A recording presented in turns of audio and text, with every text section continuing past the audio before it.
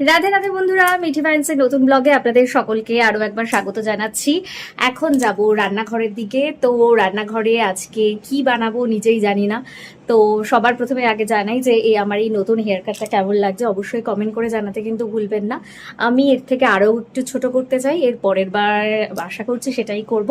Back পোর্শনটা বেশ মোটামুটি ঠিকই আছে, কিন্তু আরেকটু ছোট হলে বেটার হতো। তো চলুন রান্নাঘরে যাওয়া যাক। আর কেমন লাগছে ব্লগগুলো অবশ্যই কমেন্ট করে জানাতে কিন্তু একদম ভুলবেন না। আজকে বানানো হচ্ছে রাজমা।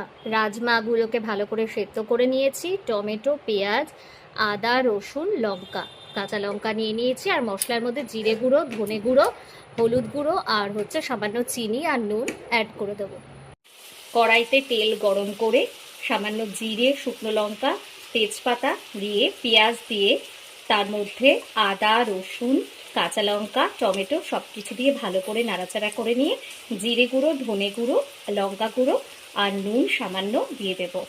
সমস্ত মশলা দিয়ে দিয়েছি, এবার দিয়ে দিলাম রাজমাগুলো। রাজমা একদম রেডি হয়ে গিয়েছে। সঙ্গে নিয়েছি সাদা আলুর তরকারি, স্যালাড আর সঙ্গে রয়েছে লুচি। কেমন লাগলো অবশ্যই কমেন্ট করে জানাতে কিন্তু ভুলবেন না। আজকের মতো ব্লগটা এখানে শেষ করছি। রাধে রাধে।